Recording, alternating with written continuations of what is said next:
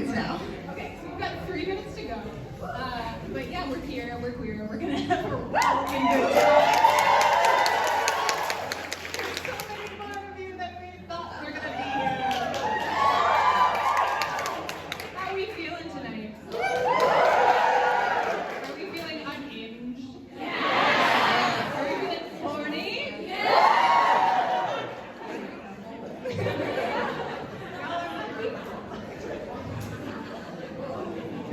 I'm gonna try to vamp for 2 more minutes.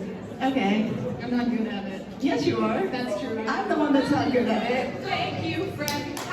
Anybody in the room, I know a couple people, anyone see our panel last year? Woo! Woo! Yeah, so you kind of know what you're in for. We were a little more tame last year. This year we were like, we're gonna go for it. It's 9 o'clock, what are we gonna do? You know, grab a seat, get comfy. It's gonna get weird. We are not going to turn off the very wonderful question for the front row. Bearing in mind that we can hear you when you say things. Someone in the front row was like, are we going to turn the lights off? And I was like, no. No. Not that kind of panel. Maybe next year. See if we can get back next year and then we'll talk. Everyone in here got carded, right? Right. We were like, okay, so real story. We did this panel in DC at AwesomeCon. Was anyone at that panel? No, cool. Yay! Hey, Brendo. They did not card at that panel. So we had to be like, hey, if you lied about being 18, would you please leave? Keep lying and don't tell us. And don't complain to AwesomeCon. Right, I was like, was I 18 when I clicked the, like, yes, I am 18, please proceed and judge me later, right? I was fully 11, but like... Okay, 1 minute. Oh my god. It might be less because I just looked down. I was like, oh, it's 9:14 now. We just get started. It feels like the energy is right. Welcome to the Omegaverse of long, hard-looking, sweaty fan fiction.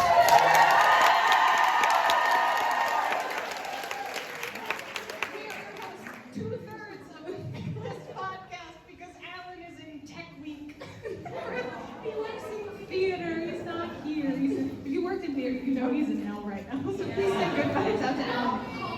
Also, unfortunately, Burke could not be with us tonight. We're sorry. Don't feel too bad. They're at Formula One. That's Grand Prix. Like Grand Prix. They will feature prominently in this. They made an exclusive video for you all. I promise. Just for New York Comic But Con, I'm telling you guys. now that they're not here. Those are our introductions. I'm Erin. I co-host the Fic List with Alan, who's not here. My qualifications to be here is that I have been reading Smutty fanfiction since I was approximately 11 years old. I started with Green Day, Fandom, on only got worse. This is my co-pal, my co-host. Co-pal? Co-pilot. I don't know, light of my life. Why don't you introduce yourself? I'm Caitlin. I run the Tumblr for the Fic List. Yes, thank you. It's still going somehow. And I'm qualified because I've been reading fan fictions for I literally don't know how long. I'm pretty sure either I started at 9 or 10 years old. Yes. And I started on GeoCities and Angel Fire website. And my first fandom was Sailor Moon. So now we want to get to know each of you a little bit. Just a Real quick. right? We want to know where you very first read any fan fiction. Any fanfic readers in the house tonight? Okay, so we're gonna like name all the websites. They're sort of in reverse chronological order. Just give a whoop or a shout or however you feel so led when you see the place where you read your very first fanfic. You with me? Archive of our own.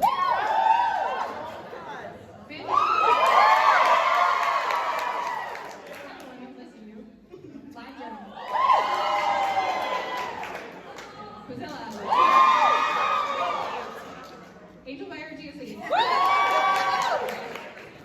Yahoo groups or other online message boards. They definitely did that too. Printed zines or physical media. Anyone? Yeah. Really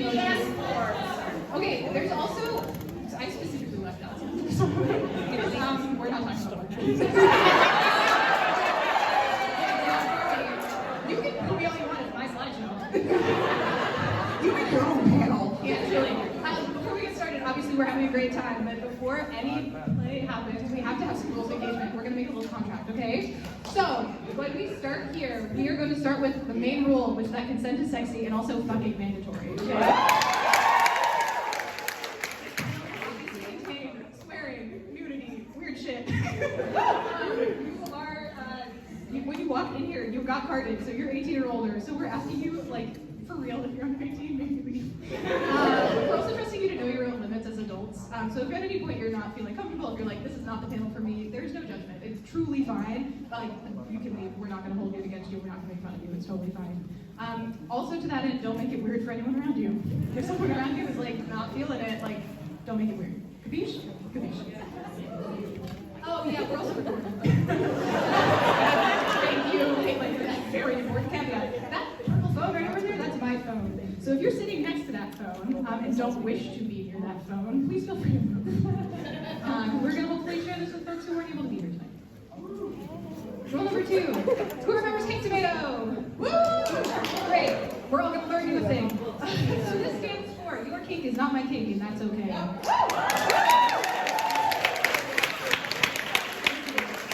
We will be discussing kinks and other sexual proclivities, other aspects of human nature that you might find personally gross or weird or even offensive.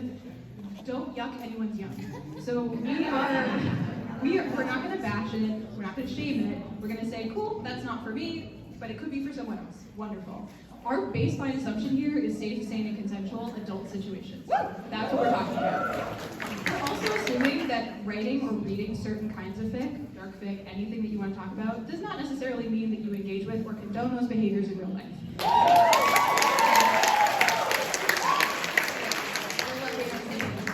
So that's King's Tomato. That was all pretty intense. This panel's gonna be really funny. So please feel free to laugh because we're really funny and we worked really hard on this. And also you're gonna hear some stuff that you're gonna go, nice.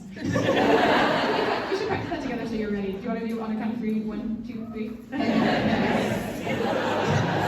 Feel free. The engagement is real. We have a central thesis for this panel, and it's that people be horny. Obviously fandom did not invent erotic literature, that's kind of obvious. And it's a modern incarnation of folk storytelling, right? Folk stories have always included a wide variety and experience of human sexuality. The oldest known love poem is from Istanbul 2461, where they had to carve that shit into rocks. You know, erotic stuff's been around a long time, we didn't invent it, we're just gonna talk about it.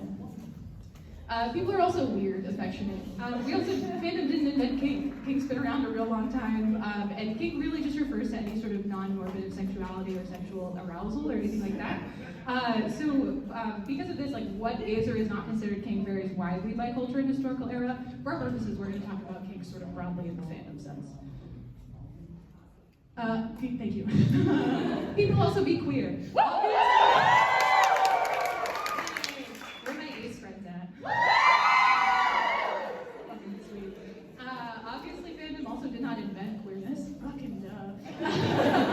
The history of queerness is long, complicated. We're not going to get into all of it, but we are going to talk about queerness in the context of the sort of the reclaimed LGBTQ experience that we talk about. We're talking about Western stories mostly. I have notes, I should read them. Anyone who identifies anything as other than a generally white Christian Eurocentric understanding of normative cisgender heterosexuality. So that's what we're talking about when we talk about queer folks. Take it away. Okay. There's some groundwork to lay for you.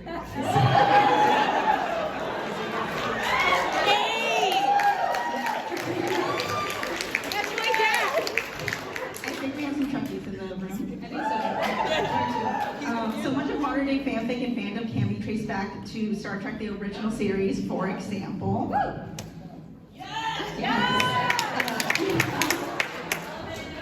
So the term slash comes from the label Kirk slash Spock or K slash S. The slash indicated that the story or arc contained romantic or sexual situations between the two characters. It also differentiated it from platonic stories, which would use Kirk ampersand Spock or K ampersand S. And Star Trek was also a huge influence for many classic fanfic tropes, but two in particular are...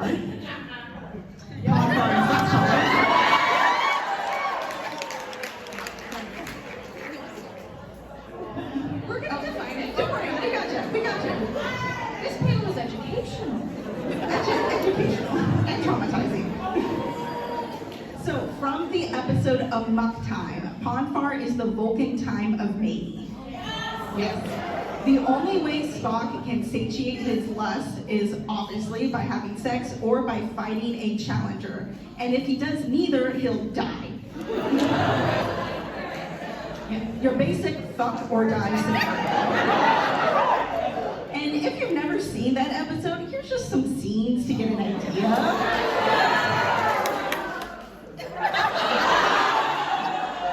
Everyone knows your best opening move when fighting someone is to expose their titties. And here's some more of Kirk and Spock fighting. I guess you could call it fighting. He's doing the thigh. Yeah, he's grinding on there. He's getting there real good. Some of you got that joke, some of you didn't. And this last gif is Spock finishing off Kirk.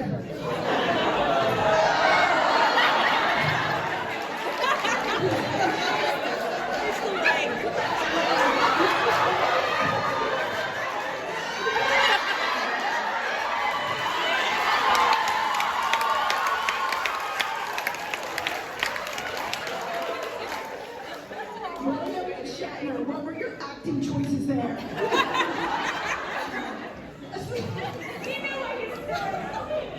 They wonder why everyone's like, they're gay. So, sex calling. So while we don't know the exact origins of the sex pollen trope, Star Trek did help popularize it. The episode This Side of Paradise features Spock being exposed to alien plant spores that lowered his inhibitions, causing him to act on hidden romantic feelings. And in fanfic, those hidden feelings were also sexual. Oh, and the themes of mating cycles, forced proximity, and dubious consent, and fuck or die would go on to influence the creation of the Omegaverse later on. So the Wrath of Fanzines. Zines are amateur printed magazines created for a variety of communities. The first Star Trek fanzine was published in 1967 called Spockanalia. The first R-rated zine was published in 1972 titled Grupp, from the abbreviation of grown up used in the episode of Miri. It included Smutty stories, the first published slashfic, and the first published not safe for work fan art, a nude centerfold of Spock, which I have right here.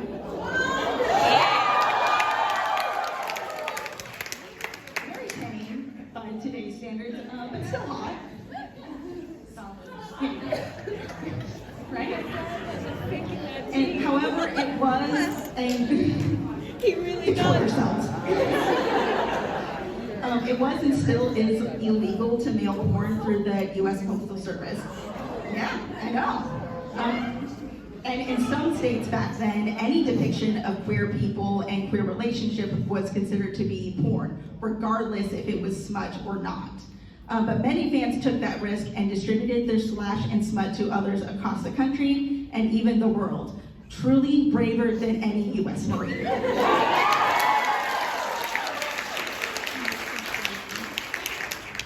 All right, so we're going to talk a little bit about the dishonorable list of sinners and censorship, which is the ultimate boner killer. All right, boo. You should boo. All right, who remembers disclaimers? A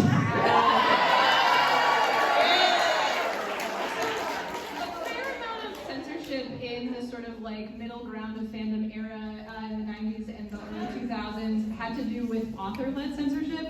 We are talking about Anne Rice. Among others, she wasn't the only one, she's just the most famous. The TLDR about that is in around 1995, she posted in a fan forum that she didn't like fanfic and didn't want it written or shared, to which everyone was like, fuck you, we're giving you so much money. And then her and her publishing house sent some cease and desist letters. Allegedly, some folks also got doxxed about it. That hasn't been necessarily confirmed, but I do believe fans when they say that that happened to them. And so her fan works went underground for years. If you have spent any time in fandom, you know that Anne Rice's stuff was very verboten. You did not put that online for fear of what would happen to you. But everyone clowned on her the entire time. Like, she is, we don't like her in fandom. Even if she has a Netflix show, we don't really care. By 2012, she had posted that she basically didn't mind fanfiction existing, but didn't want to know about it, which was too little too fucking late, man. And then she died in 2021. And her fanfic flooded back on the internet, and the crowd raved. So again, she's not the only one who's ever opposed fanfic. Others have included George R.R. Martin and fellow New York Comic Con 2024 panelist Diane Gabaldon, who wrote Outlander. Oh, you won't believe me? Here's a quote. She said, quote, "While not all fanfic is pornographic by any means, enough of it is that it constitutes an aesthetic argument against the whole notion. I've unwillingly read a certain amount of fanfic involving my characters, and about 3/4 of it is graphic, badly written, masturbatory fantasy. I mean, end quote." To which I respond, have you read Outlander?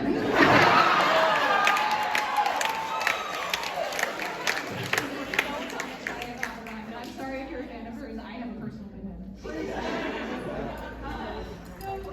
Sometimes it's actually more the publishers who oppose fanfic than the authors themselves. And again, if you've ever read a fanfic that says, like, authors note, I don't know these characters, please don't sue me, it comes from this era of fanfic where cease and desist letters were common, publishing houses going after you is fairly common. It's sort of a vestige of that era because we thought that would help not us get us not sued. Didn't really work. By now, though, most authors have given up pursuing legal action against fan works because it makes them look like assholes. Some authors are also totally fine with fanfic. What up, Chuck Tingle? Podcast recently. Shout out the Fic List if you want to hear him talk about fandom and fan works and how he loves it. Lev Grossman also talked about fanfic. And some are pretty neutral on it. Some authors have also, quote, filed off the serial numbers of their fanfic and published it as original work. Ali Hazelwood is a great example of that. There's a whole bunch of instances of traditionally published literature that's actually more than lost media. Again, in this sort of era, we also lost a lot of fanfic to websites mass deleting content or like removing it from that era. I told you this was going to be a boner killer. I'm so sorry. So we have to learn our history so we don't need it. We'll get to the boners later. We will. Around 2001, Yahoo Groups, GeoCities, and Angelfire began removing adult content from their websites, which most heavily impacted fanfiction. So any group that was included fanfic was marked adult and would just kind of disappear overnight. And this seemed to also particularly affect anything that contained slash or smut, aka the gay shit. And then the same things happened around 2002 through 2007 on LiveJournal and fanfiction, if you're familiar with the strike fiction and bold groups. A big part of it was that neither of those websites had filtering or tagging systems inherent in their website. So they were like, well, we can't filter it, so we just have to get rid of it, which was kind of bullshit. And it also wound up impacting more than just fandom. It also included RPG journals, book discussion groups, rape survivor blogs, and fanish groups that were age restricted on their own. So fandom has always been really good about self-regulating. We don't want to be traumatizing children.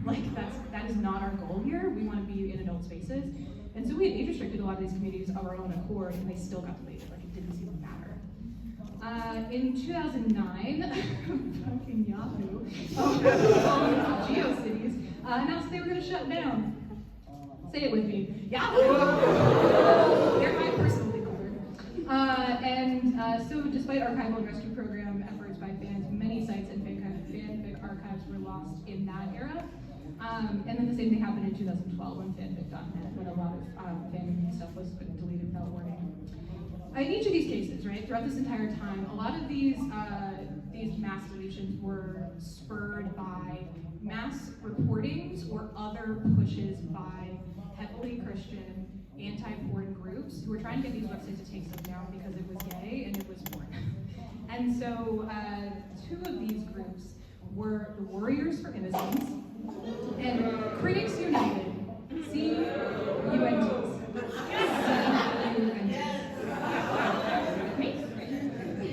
The Warriors for Innocence were an online-based organization whose stated goal was, quote, hunting pedophiles where they fester. So they equated regular queer people with pedophiles, where have you heard that before? And they hid behind trying to follow and help enforce the rules. But again, it's clearly to advance an anti-porn, like Christian-oriented agenda, anti-LGBT stuff. One of the posts from Warriors, for instance, which makes me laugh, where they explain themselves, it's, quote, "I still have freedom of speech and I will speak my mind. I have much to say. You should be honored that I am writing to you. You should be honored that you are on the list of sinners. I will introduce myself. I am a former supporter of the Warriors for Innocence organization, a group dedicated to bringing down the perversion that resided at LiveJournal as of 2007.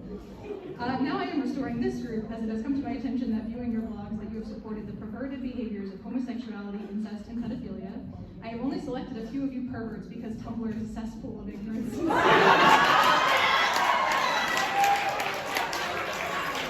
want that on a t-shirt. Do you people not realize that these behaviors are sinful? We have Warriors for Innocence support morality, not the disgusting things you come up with. Why do you keep looking out? Why must you continue these behaviors? By writing fan fiction and drawing fan art of these despicable acts, you are condoning it in society. So clearly this is a group of people who, unlike us in this room, do equate fictional depictions of these things with trying to condone it in society. We know it's not true. And that was sort of the era that we were facing leading into other ways of sort of organizing online. For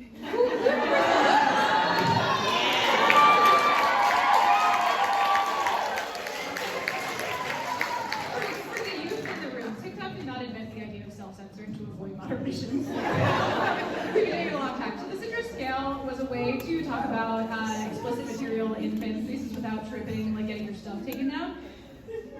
That is. We're studying fanfiction. The problem with this, though, is that what 11 was very widely based on interpretation. I mean, who here didn't open up 11 thinking, I'm going to get some gentle smut between my two favorite characters and you got mine in water sports? Oh no, I've learned something today. So, we all had that experience for a little while, and then we're like, maybe we need something new. Maybe we need an archive.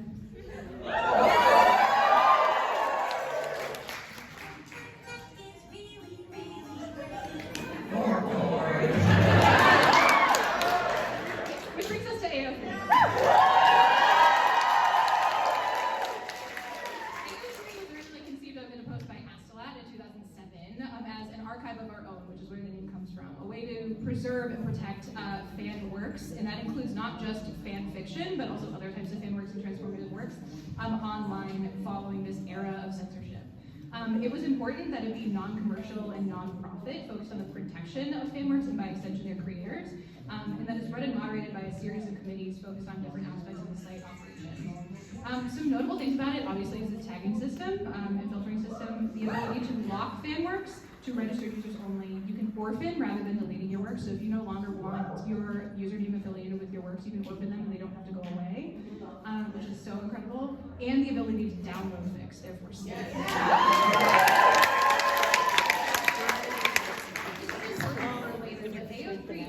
Explicitly and very clearly allows for the explicit content that had been prohibited on other sites, much to the consternation of the kinds of groups that we talked about before, our friends at CUNTs. It's important to note, obviously, that AO3 follows all US laws with regards to child pornography and child sexual abuse material. That's not what I'm talking about. They have an offensive content policy where the OTW is not liable to you for any content to which you are exposed on or because of the service.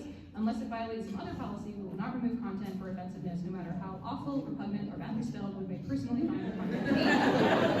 They explicitly and clearly and repeatedly prohibit specific, real, harmful actions towards real people, which is the crux of it, right?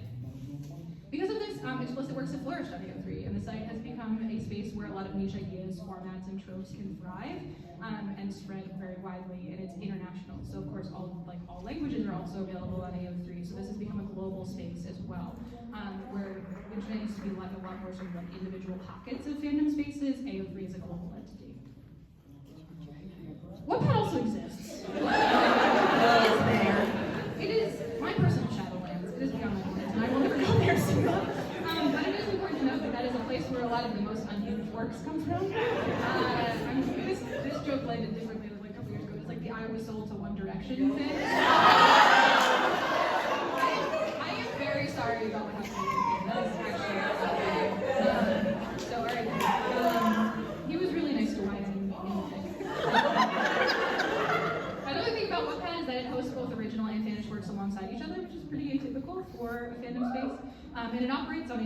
all ages or mature model. It's sort of an either or rather than a rating system. And then there's Tumblr. For like a deep dive, we could literally do an hour on Tumblr, but basically it was founded in 2007 and it's gone through several ages and changed hands a couple of times. Fucking Yahoo! And prior to 2018, it was known for gleefully and unabashedly hosting porn. Anyone else played Dash Roulette in their day? The official wording to the question in their FAQ, is NSFW content allowed on Tumblr? Was, and I quote, sure, we have no problem with that kind of stuff. Go nuts, show nuts, whatever.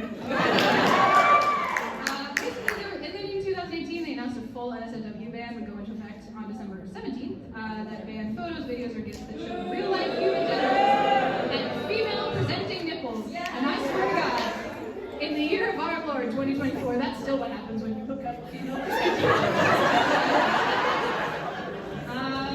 So here are some.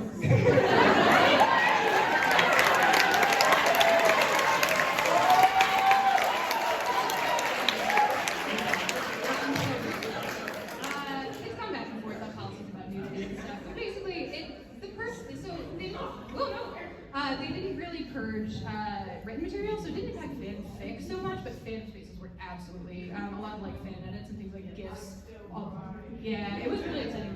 And I would argue that Tumblr is the last site standing from a more lawless age of the internet. Like, all us weirdos are still there.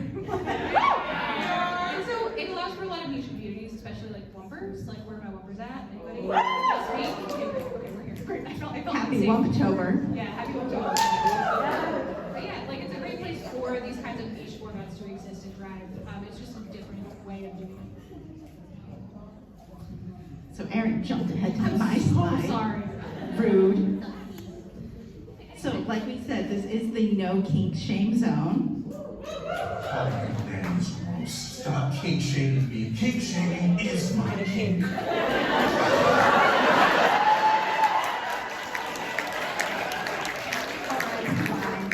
Even if your kink is kink shaming, that's the one that we do not allow. So, kink and fandom has changed a lot in recent years, thanks to the internet. In a live journal thread discussing how fanfic styles have changed over time, one anonymous user said, "A huge thing to remember when reading any pre-2000 era fic. Porn, especially gay porn, used to be a hell of a lot harder to get your hands on. Prior to the mid-80s, it was almost impossible. A lot of people were writing from a very limited research pool. Part of the reason you didn't see kink meme level diversity of activities is that it was hard to find out about them. Sounding fic isn't going to happen until people know that sounding is a thing that people do. And if you don't know, sounding is the insertion of long, smooth objects, such as these, into the urethra.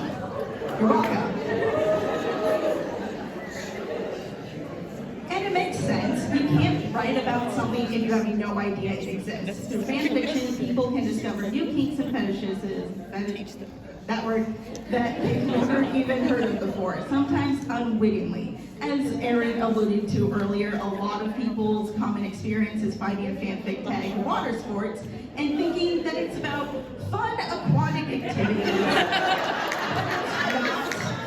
It's about piss.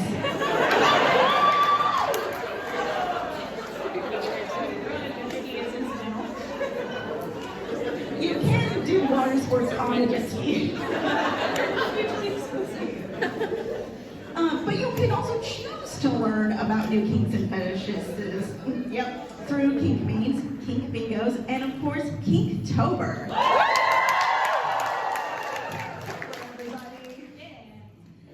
Kink memes are communities on LiveJournal for a specific fandom, ship, or character. Anyone can post anonymous prompts for others to fill. This allows more freedom for people to post whatever their depraved hearts desire. Kink Bingos and Kinktober are both challenges designed to encourage creators to feature kink in their art or fanfic with daily prompts. The prompts can range from common kinks like spanking and blindfolds to more hardcore ones like rape play and vor. And if you don't know about vor,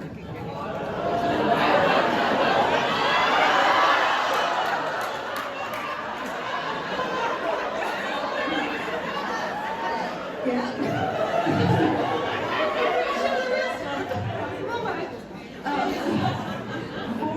being aroused at the thought of consuming or being consumed by another person or a creature. And Finn did not consent to that.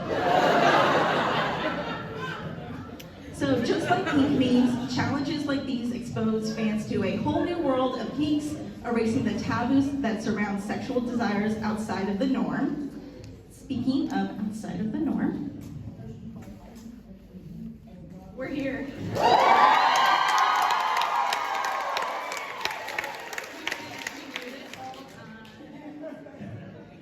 So the original Alpha and Omega are not Jesus, they are Jensen.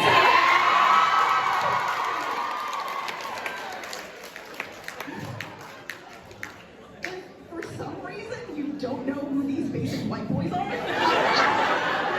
I see as someone who did watch Supernatural. Jared Padalecki is the one with floppy hair on the right, and Jensen Ackles is the prettier, more breathable. And they played brothers on the TV show Supernatural. Oh, we'll get to that, kind of. So J2 or J squared is the joint nickname for Jensen and Jared. There were limited shipping options in the early seasons of the show because both were brothers. So fans began shipping the actors together in order to avoid the incest. So werewolves, nodding, bestiality, mating, and heat cycles were kinks embraced by Supernatural fans. Nodding in particular was very popular, but some fans wanted more nodding, but without the bestiality. So in May 2010, a kink prompt was posted that would change the course of fandom forever.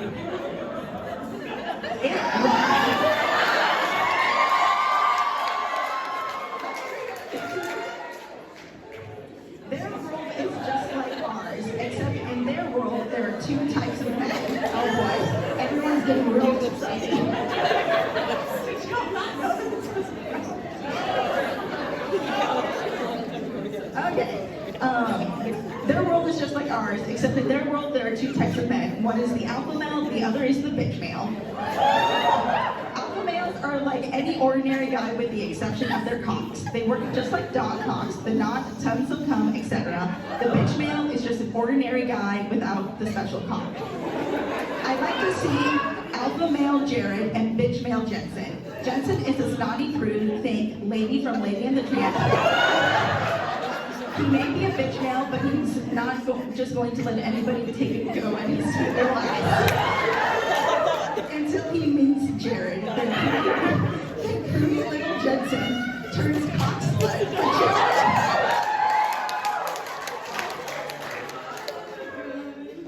What a gift. Take humanity distance. In response, the Fic. Oh wait, someone's taking a picture. I'll let you take the picture. Good. In response, the Fic, I ain't no lady, but you know.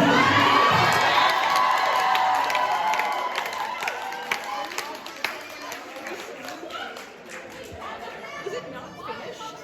No, they never finish, no. That's a whole other thing. So, I ain't no lady, but you'd be the tramp by Tet Dirtiest Sock, or AKA That Other Perv, was posted. Included was this author's note. Also, in a world where some men are built to be fucked, I imagine God was merciful enough to grant them a self-lubing hole. So, you know, it seems like the kind of thing that I should give a heads up about. Ha ha ha. Warning, lubricating rectum ahead. This is widely regarded as the first Omegaverse fic. Another prompt was posted in an Anna meme in November 2010. It read, there are three types of men, alpha males, beta males, and omega males. Alpha males are like any ordinary guy with the exception of their cocks. They work just like canines, they're not tons of cum, strong breeders, etc. The beta male is an ordinary guy without the special cock. Omega males are capable of childbearing and often called bitch males. Yep. These prompts and the fics written for them help to establish the key elements of the Omegaverse.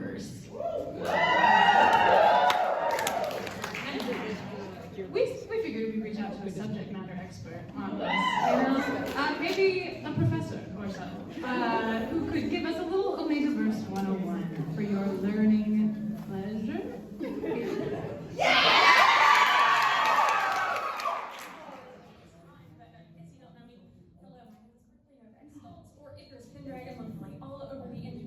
best-selling author, a full-time content creator, and also the Mitt Romney Omegaverse creator.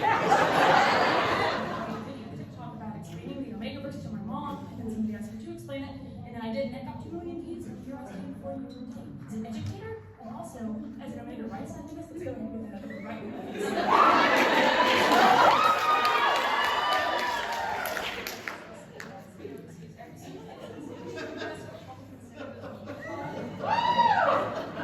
I'm sure you may be thinking, hey, what's that dude doing up there? And my answer is, great question. He's just kind of there. He's just kind of always there.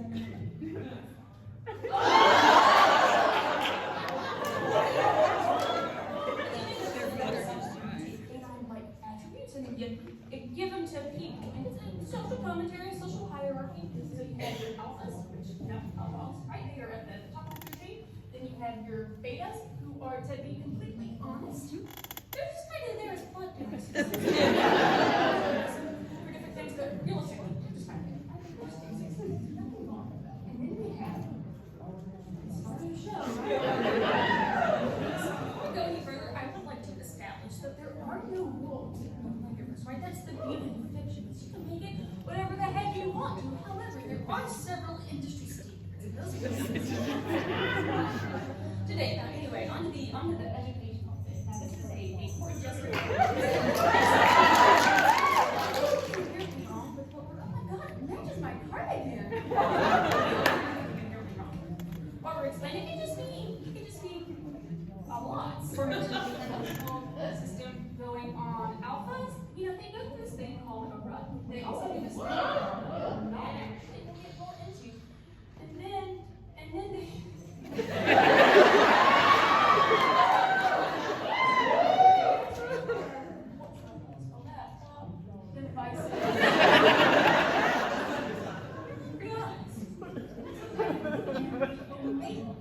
now they are, think of something called heat, which is you got the heat, you have slick, also the bread. They are the Omegas, essentially they get their rights taken away. So and the alphas, they're standing for men. And the Omegas, they're like the women in society. Because the Omegaverse was created so that chicks and animals could experience. It's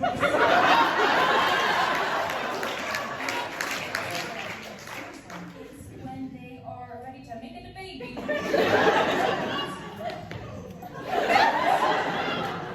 Taking bread, right? So the impreg it's possible always.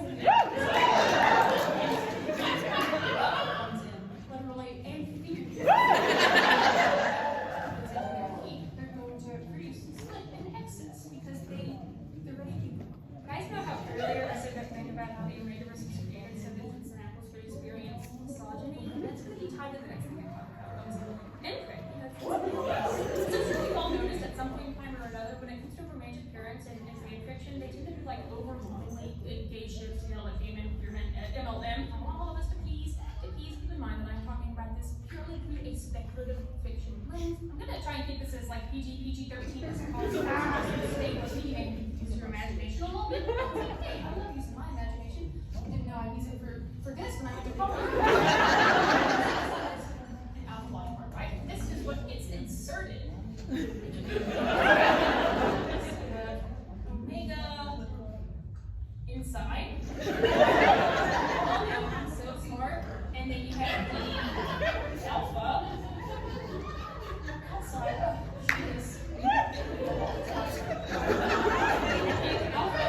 Outside going into the Omega inside, and what's being produced in this very moment is it's like it's just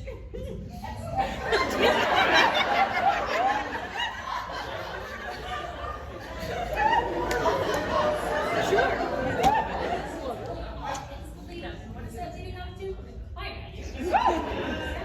It's when the alpha releases their seed. Everything stays inside the Omega so that the breeder can do the breeding. This is the bottom.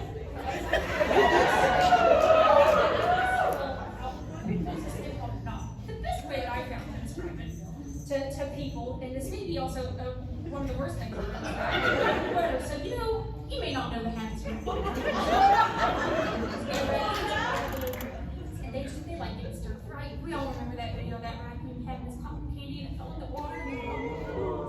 Anyway, little hole, right? Little knot in or whatever. They'll put their little palm in there, right? So that's what's happening here. I'm sure we all know what this is.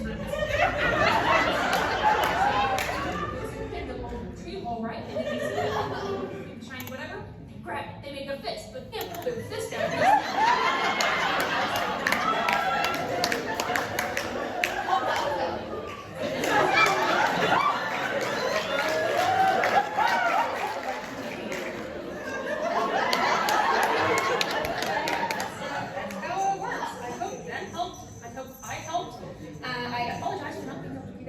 I am currently in Austin, Texas. I like Formula One racing, which is, there's a big overlap. You may as well start.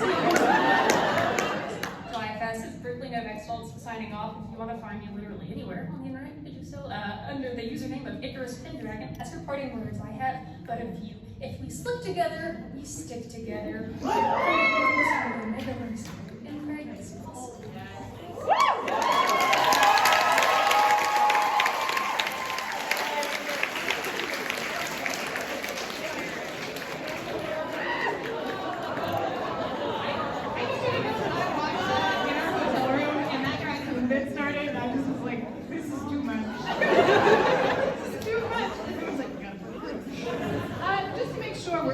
On our full terminology. We're going to make sure we, explain a few of the terms that Bert talked about in a little bit more depth. Nodding is really important to this process, and for our visual learners out there.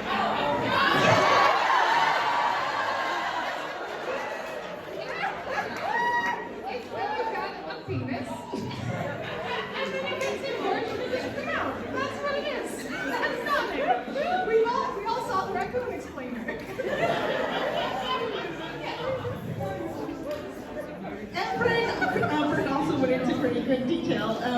It's pretty self-explanatory. It's pregnancy in a cis male. It can be used. Where was I going with that? Imperial pregnancy.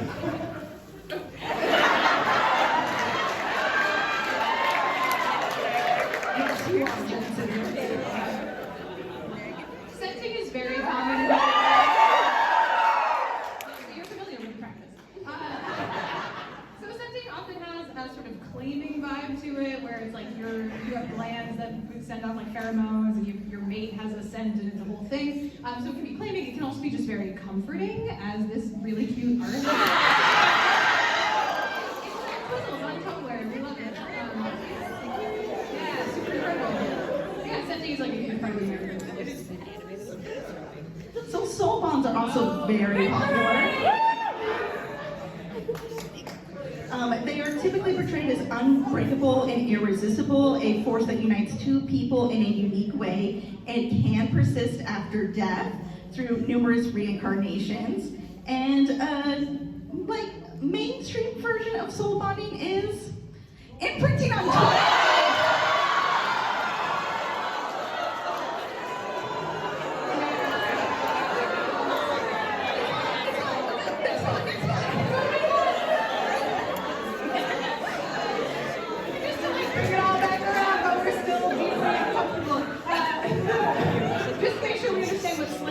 Self-lubrication. It's also historically pretty sweet for some reason. We try to make sure it's clean. Maybe that'll dig up for you though. Just kidding, we kind of did.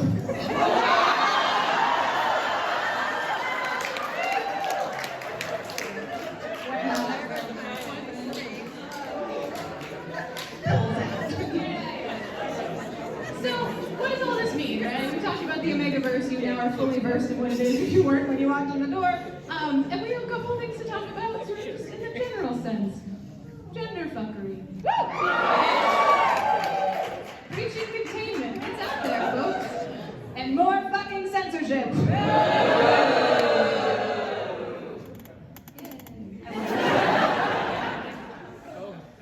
Alright, so the gender fuckery part.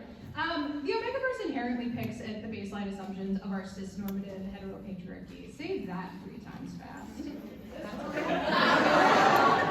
And it is a world where biological essentialism is very different, or in some cases it doesn't even exist. Because gender does not equal can you carry child, right? So it's just a different world from ours. Reproduction is not inherently gendered. And the rise of Omegaverse in fandom, interestingly enough, mirrors the sociological rise of trans and anti-trans discourse in particularly Western countries, most notably the US and the UK. There are plenty of real-life trans men, trans masked folk, who are able to give birth and have chosen to do so. What does the Omegaverse and the rise of the Omegaverse have to say about their lived experiences, or reflect about those experiences? This is Thomas Beattie, who you may or may not know as an American public speaker, author, and advocate of transgender rights and sexuality issues with a focus on transgender fertility and reproductive rights. He gave birth to 3 children with his wife at the time, Nancy, because his wife was unable to conceive, so they decided that he was going to carry the kids.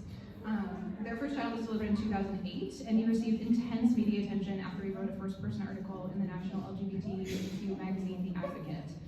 Photographs of his pregnant body became an object of scrutiny and fascination, along with ridicule. It's also important to note that this was pre-Oberfeld. So this was before the law of the land was that same-sex marriage was legal. And actually, when he and Nancy filed for divorce in 2012, the court tried to argue that their marriage was invalid in the first place because he had had kids, therefore he was a woman, therefore they were in a same-sex relationship, which was not valid in the state of Arizona where they got married. So they couldn't get divorced. Which is absolutely insane to think about, right? And so after a lengthy legal battle, an appeals court declared that their marriage was valid and allowed them to get divorced. Yay? But again, this is all to say that like gender fuckery is so real, and when you start getting into like litigation of gender, like it gets real fucked, right? And like the Omegaverse has something to say, and often picks at these sort of experiences in universe to talk about the things that people go through in real life. It also has critiques in universe of Omegas, often. They will draw parallels from the worst experiences of reproductive oppression in the real world, talking about access to medication, hierarchies of power based on gender and reproductive abilities, Omegas being treated poorly by alphas or being abused by alphas. Societal taboos also all come into play.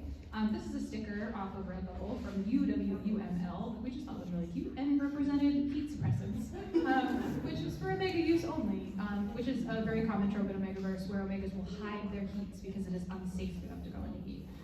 So I just think it's important that when we're talking about this, laughing about the Omegaverse, like, it has something real to say, right? And it has some real world implications. And folks who experience gender diversity, who are genderqueer, who are, don't necessarily find themselves aligning with a gender binary, often find that the Omegaverse either can reflect or may not reflect their experiences. So, all important things to talk about. I don't have like an end cap for that slide. I just think it's important to mention.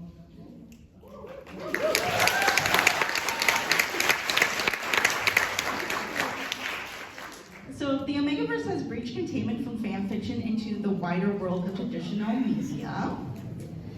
In 2018, an author tried to claim that she invented hetero Omegaverse. Oh, somebody approved that? I am going to go into a very brief summary. That's that word. So she claimed that she invented hetero subgenre, and a lawsuit ensued. The 2 authors were Addison Kane, who wrote Bane-centered fanfic in the Dark Knight Rises fandom. She edited some of that fanfic and published it as original Omegaverse fiction called the Alpha's Claim series. Her publisher at that time was Blushing Books. The other author was Zoe Ellis. She is also a head Omegaverse writer who was represented by publisher Quill Inc. Books before they declared bankruptcy. Her series, Myth of Omega, was the focus of the lawsuit, and as far as we know, she hasn't written fanfiction before, and the series is her own original story. So Addison's publisher, Blushing, sent DMCA takedown notices to retailers selling Myth of Omega, claiming copyright infringement because, according to Blushing, Addison invented Het Omegaverse. In response, Quill Inc. filed lawsuits in an Oklahoma federal district court, one against Addison and one against Blushing. This meant that actual lawyers had to define what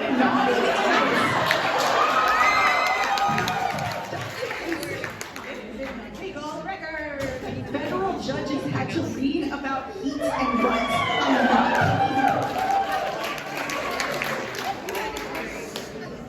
So Quilling argued that you can't copyright tropes of a genre. There are established conventions of Omegaverse stories as well as erotica and romance. If you could copyright tropes, Disney would have done it already. So Addison was able to get the case against her dismissed by submitting an affidavit saying she had no prior knowledge of the DMCA notices and she wasn't involved with Blushing's decision to send the notices to retailers. This was a sworn statement that everything she stated was true under penalty of perjury.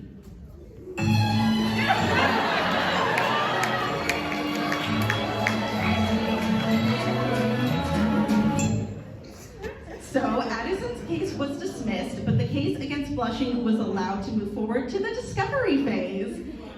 During discovery, many emails between Addison and Blushing showed that she was the one who requested the DMCA notices to be sent out. She even colluded with Blushing about her public statements, with both parties agreeing that Addison would feign ignorance about the notices. Yeah. So, Quilling filed a motion that Addison committed perjury and should be judged guilty of civil contempt. 3 days later, a judgment was filed by the court saying that Quilling prevailed over Blushing, and the court agreed that Zoe didn't infringe anyone's copyright and the DMCAs were invalid.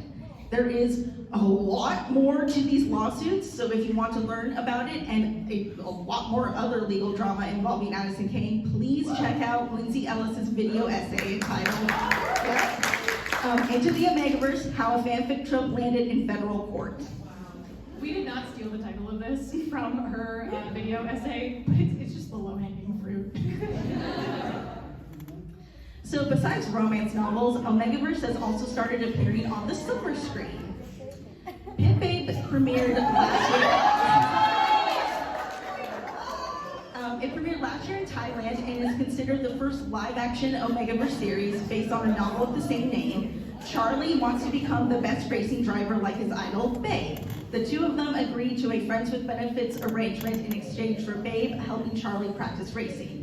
However, a lot of the Omegaverse elements from the novel were removed from the show, but Babe is still an alpha with heightened senses, and there is mention of Mpreg later in the series.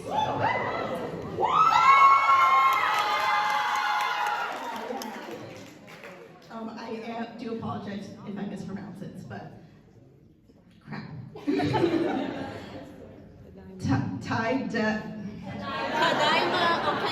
Okairi, yes. I practiced this and now my brain is just... So it premiered earlier this year. It's a very cute slice of life anime about Omega Masaki, his alpha husband Hiromu, and their son Hikari. The show does an interesting take on Omegaverse. In this world, society expects people to date someone of their same type. So alphas with alphas and omegas with omegas. The main couple is considered unusual because they're mixed. Tropes like calling each other mate, mating bites, pheromones, Mpreg, and medication for heat symptoms all appear in the show, and Masaki even goes into heat in an episode.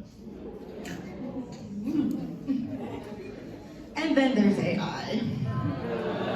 Yes, good.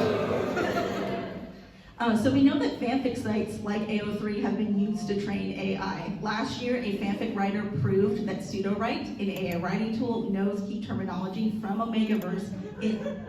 Yeah. It is absurd. Yeah. It's patently absurd. Yeah, it knows the context of the genre. It's insane.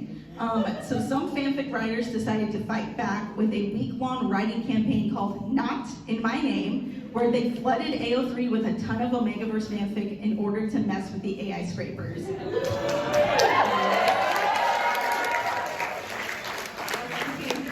And I'm sure some of you have started seeing fanfic tagged as AI generated or AI written, and I'd just like to remind all of you, real alphas write their own smut.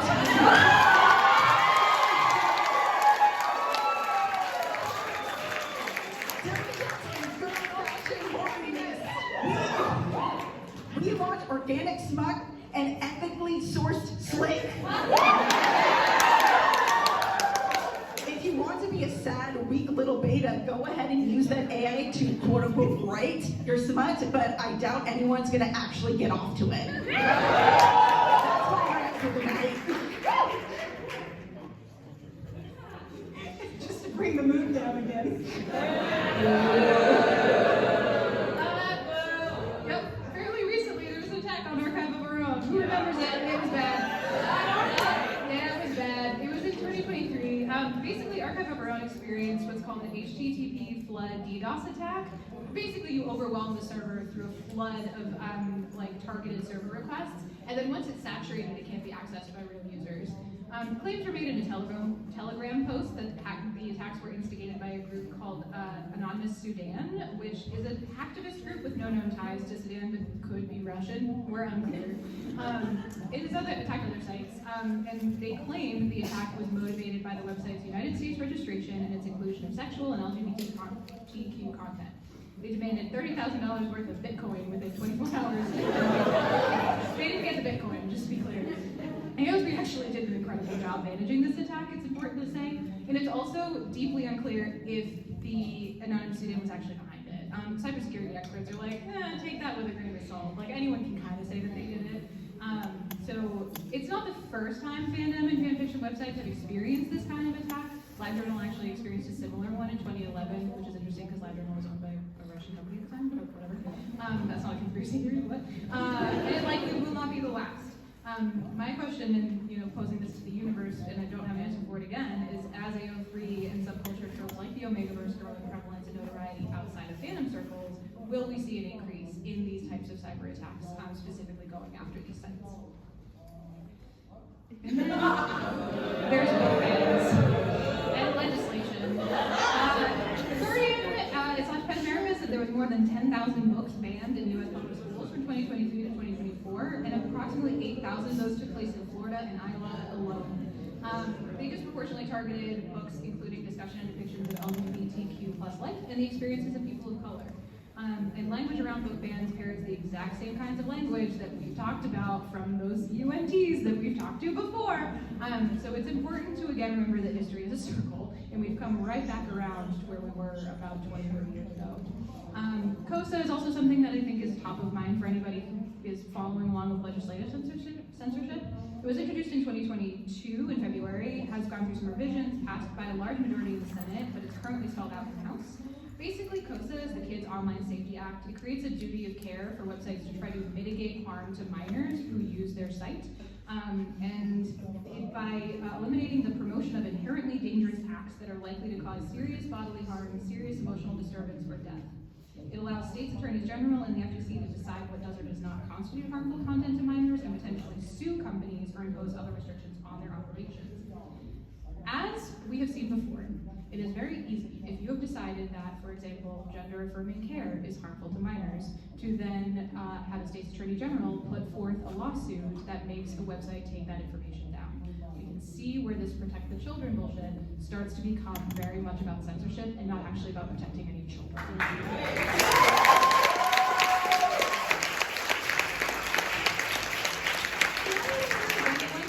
Who has a conversation with anyone where they're like, well, it's about protecting the children, to be very, very skeptical about that, because any of us who have lived through those previous iterations of this same thing, we can tell you that was, it was the queer agenda before, or it was any of those things.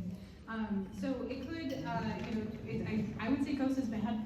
Like, I think it's a bad thing. And I think we should be really careful about any sort of thing that goes after First Amendment rights to free speech in the internet space under this sort of guise of protecting children. So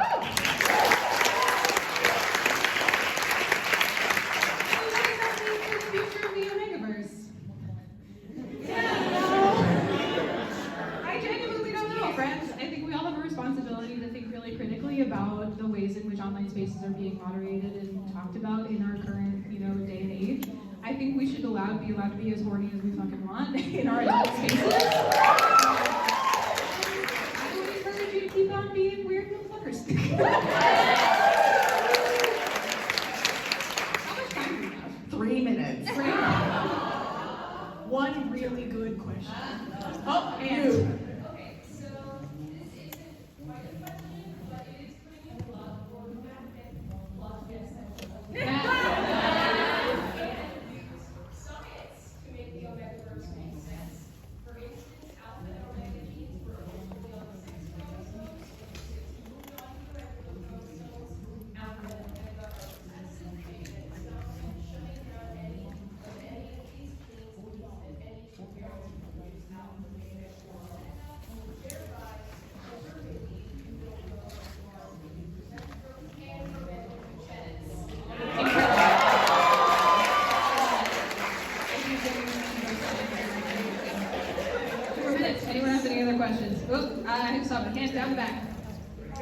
You gotta be real loud. Yeah. Next year. Yeah. It was really hard to get all this in to get this in 1 hour. So it's really important to remember that female alphas are absolutely a thing. Like biological essentialism is not fixed in the Omegaverse that way. So there are absolutely female alphas, male omegas, like it's like gender fuckery is so real. You mean female omegas? Male omegas were already a thing. If you can be any gender and be red is what I'm talking about. That's what the Omegaverse is all about. Right. Yeah. Yes.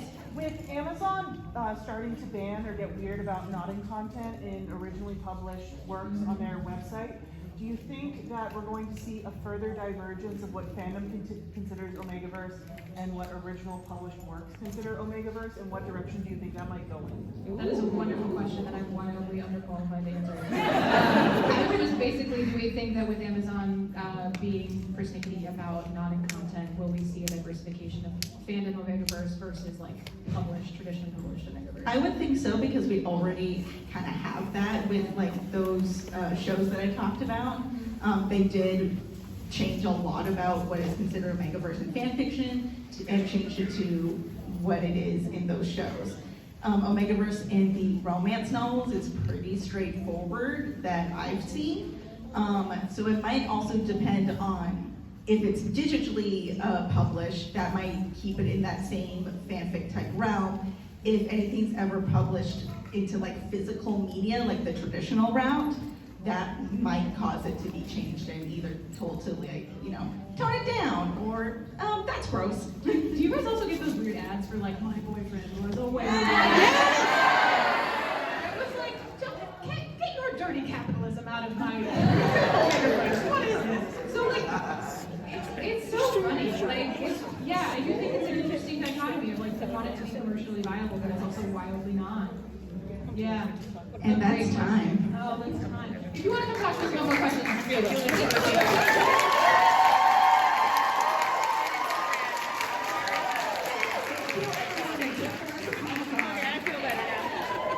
I know it's not for me, but God.